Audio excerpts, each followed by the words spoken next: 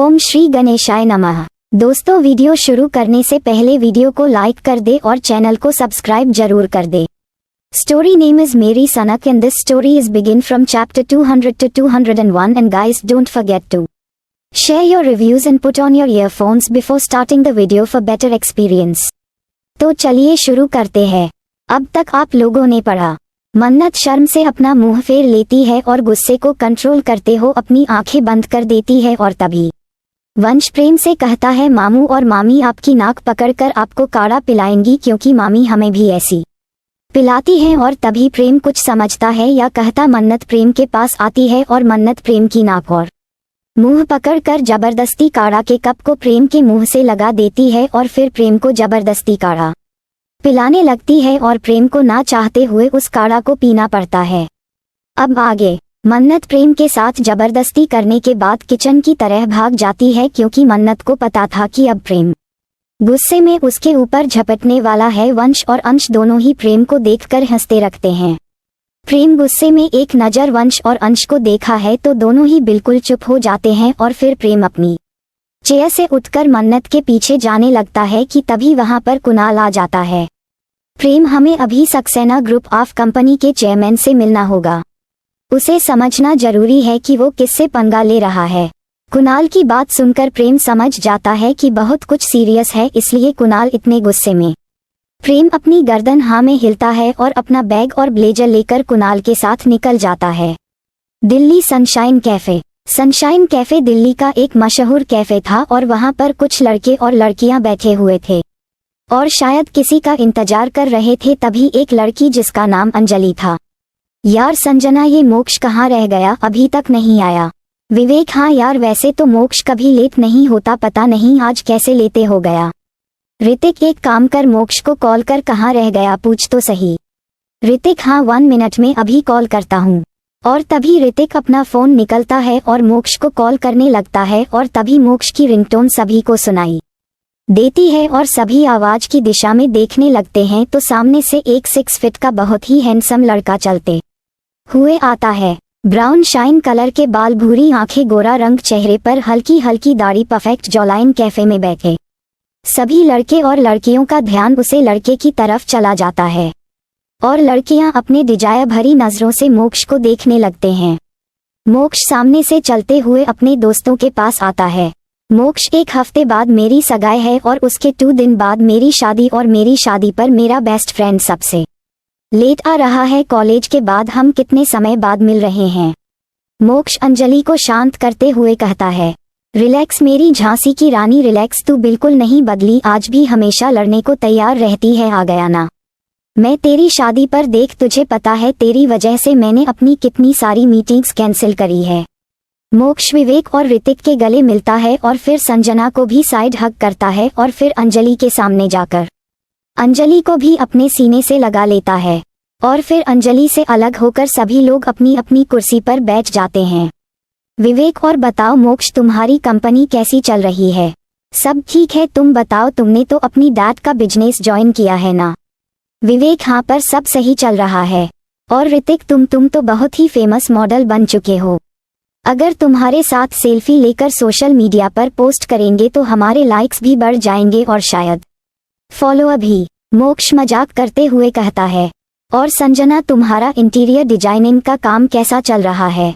मेरा काम भी ठीक चल रहा है गाइस। अंजलि, बस बहुत हुआ यार, तुम लोग तो आते के शादी अपने अपने बिजनेस और अपने अपने काम को लेकर बैठ गए।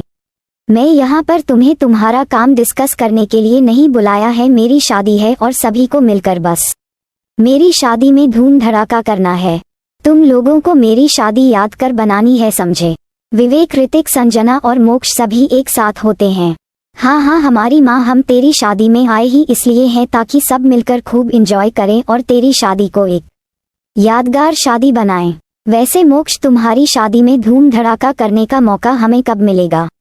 संजना मोक्ष से सवाल करते हुए कहती है तो मोक्ष अपने चेहरे पर हल्की मुस्कान लाकर कहता है जिस दिन वो मुझे मिल जाएगी मैं उसे दिन शादी भी कर लूंगा। ऋतिक, यार तू अभी भी उसी के ख्यालों में खोया हुआ है, उसकी यादों से बाहर निकाल मेरे भाई, हमें कॉलेज छोड़े कितने साल हो चुके हैं और तू अभी तक उसी का इंतजार कर रहा है। विवेक यार, कॉलेज के बाद से आज तक हम उसे नहीं मिले। कॉलेज के बाद भी हमने उसे कितना ढूंढा था, लेकिन वो हमें नहीं मिली। उसका तो जैसे नामो निशान ही गायब हो गया है। संजना, वो तो कॉलेज में भी किसी से बात नहीं करती थी, बस अपनी पढ़ाई पर ध्यान देती थी। तूने पूरे कॉलेज के सामने उसे प्रपोज किया था और उसने क्या किया? पूरे कॉलेज के सामने तुझे रिजेक्ट कर दिया था, और तुझे रिजेक्ट करने का कोई रीजन भी नहीं बताया था। और उसके बाद कितनी मुश्किलों के बाद तूने उससे दोस्ती करी थी, और फिर बड़ी मुश्किल से हम सब ने भी उससे दोस्ती करी थी। और जब कॉलेज खत्म हुआ तो बिना बताए ऐसे गायब हो गई, जैसे वो हम सबको जानती ही नहीं थी। कॉलेज के लास्ट डे पर हमने उसे देखा था, और उसे दिन से लेकर आज तक हमें से किसी ने उसे नहीं देखा। और तू आज भी वहीं खड़ा उसका इंतजार कर रहा है। वो नहीं आएगी, वो जा चुकी है। मोक्ष गहरी सांस लेते हुए कहता है, यार मैं क्या कर रहा हूँ क्या नहीं, इस बारे में बात फिर कभी करेंगे। फिलहाल अंजलि की शादी है और हमें शादी पर फोकस करना होगा, समझे? अंजलि, हाँ मेरी शादी है और सभी को मेरी शादी पर फोकस करना है। और मोक्ष, अगर तेरा प्यार सच्चा है ना, तो एक न एक दिन वो तुझे जरूर मिलेगी, तू देखना। और फिर सभी दोस्त आपस में शादी को लेकर डिस्कशन करने लगते हैं और मस्ती का पूरा प्लान तैयार कर लेते हैं। मन्नत, विला, वंश और अंश दोनों ही बाहर गार्डन में फुटबॉल खेल रहे थे, और तभी नैना गुस्से में कमरे से चिल्लाते हुए बाहर आती है। वंश, वंश। नैना को गुस्से में देखकर मन्नत भी नैना के पास आती है और नैना से पूछती है, क्या हुआ नैना, इतना गुस्से में क्यों हो तुम? भाभी ये देखिए, 2 दिन पहले ही विजय ये टेडी बियर लेकर आए थे, और देखो वंश ने क्या किया है। मैं कल रात भी विजय से मना कर रही थी कि वंश को अलग कमरे में मत सुलाओ, दोनों मिल जाते हैं तो बहुत शैतानी करते हैं, और देखो वही हुआ। नैना, टेडी बियर ही तो है, क्यों इतना गुस्सा कर रही हो? भाभी आप ना वंश को कभी कुछ नहीं कहने देती, और इसी वजह से वंश इतना ज्यादा जिद्दी हो गया है कि किसी की नहीं सुनता। नैना, वंश और अंश दोनों ही अभी बहुत छोटे हैं, जब बड़े हो जाएंगे तो समझदार भी हो जाएंगे। मन्नत नैना को समझा ही रही थी कि तभी वंश और अंश अपने नन्हे नन्हे कदमों से अंदर आते हुए चिल्लाकर कहते हैं, मम्मी मम्मी बहुत भूख लगी है, मम्मी भूख लग रही है। दोनों की मिश्री से भी मीठी आवाज सुनकर मन्नत और नैना दोनों के ही चेहरे पर मुस्कान आ जाती है। मन्नत, नन्हे शैतानों, लग गई तुम्हें भूख? लेकिन नैना झूठा गुस्सा दिखाते हुए कहती है, लेकिन खाना तुम दोनों को तभी मिलेगा, पहले ये बताओ कि ये टेडी बेयर किसने फाड़? वंश और अंश बिना एक दूसरे की तरफ देखे एक दूसरे की तरफ उंगली पॉइंट कर देते हैं। दोनों इस वक्त इतने मासूम और इतने भोले लग रहे थे जैसे कि उनसे ज्यादा मासूम तो कोई है ही नहीं। और जबकि मन्नत और नैना दोनों ही जानती थी कि अंश और वश कितने ज्यादा शैतान हैं।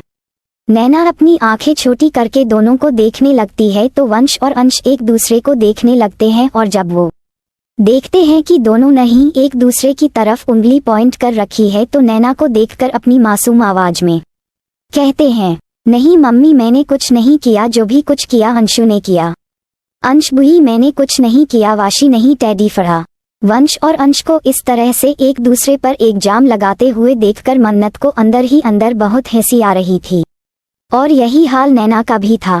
दोनों इतने ज्यादा क्यूट और प्यारे थे कि उनकी मासूमियत पर हर किसी को प्यार आता था, और सभी अंश और वंश को अपनी गोद में लेकर खिलाना चाहते थे। लेकिन अंश और वंश इतनी ज्यादा जिद्दी थे कि किसी पर भी नहीं जाते थे सिवाय नैना, विजय, मन्नत और प्रेम के। और दोनों को गोद में रहना तो बिल्कुल भी पसंद नहीं था। नैना हताश होकर अपनी गर्दन नामे हिलाते हुए कहती है, क्या करूं मैं तुम्हारा? अब आप दोनों ने गलती करी है तो आप दोनों को पनिशमेंट भी मिलेगी। आपको सुबह और शाम मिल्क पीना होगा, और वो भी बिना चॉकलेट पाउडर के। अंश और वंश दोनों अपनी गर्दन नामे हिलाते हुए कहते हैं, नई नई बिन चॉकलेट के मिल्क गंद लगता है। अंश और वंश की टूटी फूटी लैंग्वेज सुनकर मन्नत हंसते हुए कहती है, चॉकलेट नहीं चॉकलेट, और गंद नहीं गंदा। अंश अपना क्यूट सा फेस बनाकर बोलता है, हाँ वही तो बोला मम्मी। अंश और वंश के क्यूट क्यूट फेस देखकर मन्नत से रहा नहीं जाता, और मन्नत अंश और वंश दोनों को भी अपने सीने से लगा लेती है और दोनों की ही गालों पर प्यार से चूम लेती है। नैना भी अंश और वंश को देखकर मुस्कुराना देती है। मन्नत अंश को अपनी गोद में उठा लेती है और नैना वंश को अपनी गोद में उठा लेती है, और फिर मन्नत और नैना दोनों ही अंश और वंश को अपने हाथों से खाना खिलाती हैं। दूसरी तरफ हितकारी पैलेस होटल। होटल के एक शानदार कमरे में मोक्ष बैठा हुआ अपने लैपटॉप पर कुछ काम कर रहा था कि तभी मोक्ष का फोन रिंग करता है। मोक्ष अपने फोन की तरफ देखा है तो उसे पर डॉक्टर लिखा शो हो रहा था। मोक्ष अपने लैपटॉप को साइड में रख देता है और डॉक्टर की कॉल अटेंड कर लेता है। हेलो डॉक्टर, क्या हुआ? सब ठीक है? वो लड़की ठीक है?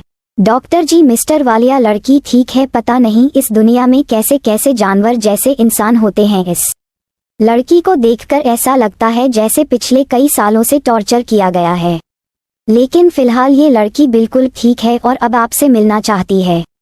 8 महीने पहले जब आपने इस लड़की को अस्पताल में एडमिट किया था तो हमें उम्मीद नहीं थी कि हम इस लड़की को बच्चा भी पाएंगे या नहीं। हमने तो सारी उम्मीदें छोड़ दी थी, लेकिन आपको इस पर पूरा भरोसा था कि ये लड़की जीना चाहती है और आज देखिए ये लड़की पूरी तरह से बिल्कुल ठीक हो चुकी है। 8 महीने पहले की और आज की लड़की में जमीन आसमान का फर्क है, लेकिन अब इस लड़की ने एक जिद पकड़ रखी है आपसे मिलने की। मोक्ष गहरी सांस लेते हुए कहता है, ठीक है डॉक्टर, लेकिन इस वक्त मैं दिल्ली में हूँ। जब मैं वापस चेन्नई आ जाऊंगा तो उसे लड़की से मिलेगा। अब डॉक्टर थोड़ा डरते हुए बोलता है, मिस्टर वालिया, हमने उसे लड़की को रोकने की बहुत कोशिश की थी, लेकिन वो लड़की बिना किसी को पता है अस्पताल से कहीं चली गई है और अब मिल नहीं रही है।